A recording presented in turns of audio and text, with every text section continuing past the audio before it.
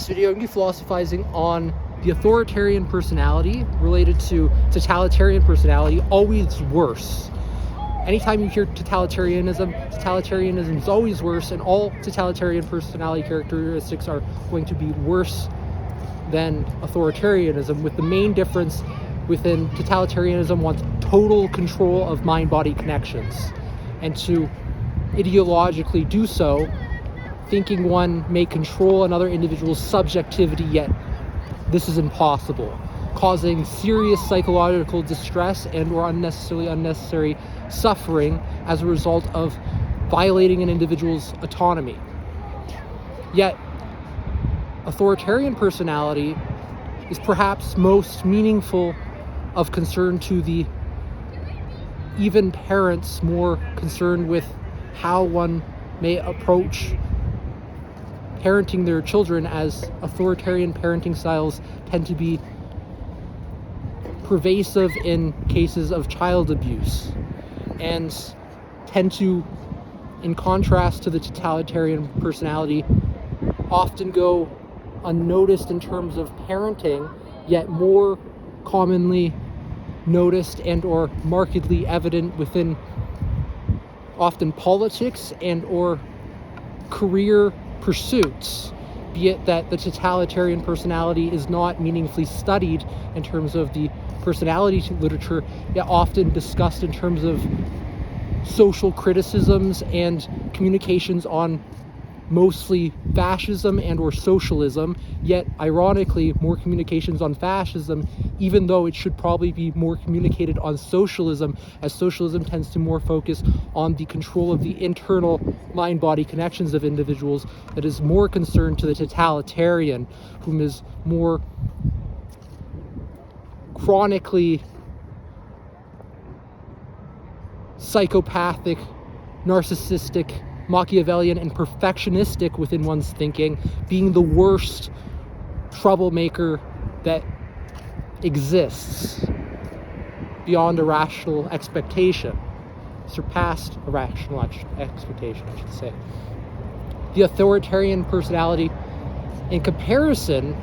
is more concerned with domain-specific control and or tends to operate under the totalitarianism, yet often is totalitarian in association, being more concerned with certain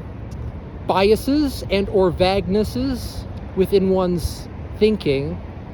causing fallacious thought, meaning that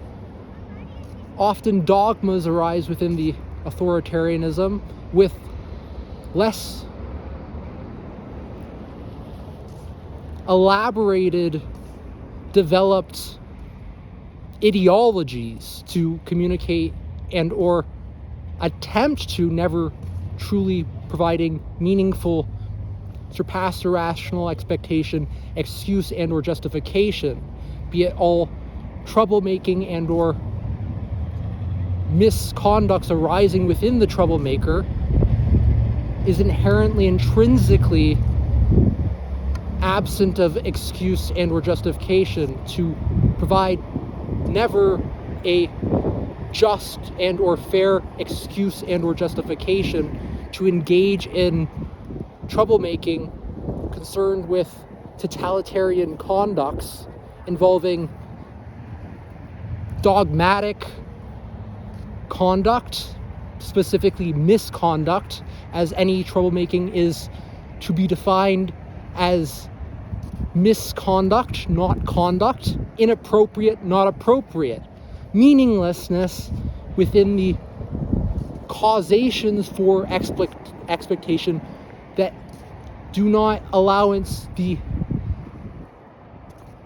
exclusion of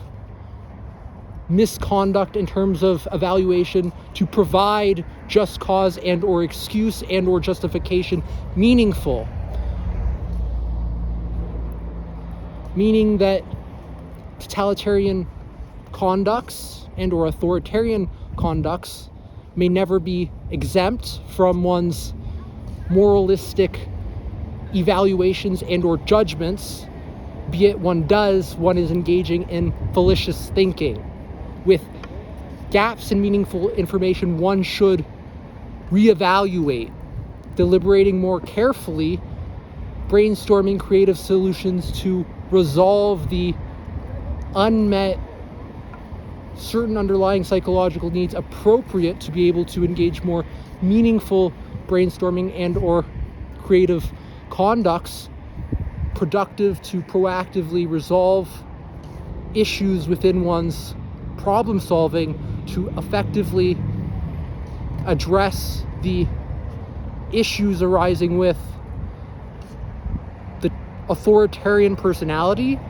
amongst the totalitarian personality characteristics pervasive within the authoritarian personality. The authoritarian personality is, in some cases and or situations, directly and or indirectly caused by mind-body connection pathologies, be it resulting from ill physical and or psychological health amongst specific well-defined psychiatric disorders. One may define within crystal clear communications the concern one has for another individual's paranoia and or hallucinations resulting from schizophrenia and or potential schizophrenic symptoms, and or need for control arising from potential schizophrenic symptoms, and or perhaps bipolar characteristics involving more extreme behaviors, one moment communicating more positively on the support for one thing, and then the second you think that you can go do that, revoking that and punishing you incredibly harshly as if you were a maniac for engaging the conduct one had prior provided consent for. This is why it's categoricalized as a psychiatric illness, as the behaviors tend to hold a vaster range in terms of the gaps in meaningful information, causing vagueness and or fallacies within the other individual's mind-body connections to directly cause and or elicit unnecessary psychological suffering amongst psychological distress that could otherwise be prevented had the underlying symptoms of mental illness and or psychiatric illness being meaningfully treated appropriately to improve the intracategorical and or intercategorical effectivenesses and efficiencies, increasing healthy psychological functioning amongst reducing dysfunctions, be it dysfunctions I define as the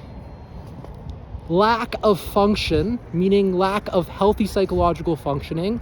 resulting in certain serious impairments to one's conducts, preventing meaningful living. Be it that symptoms of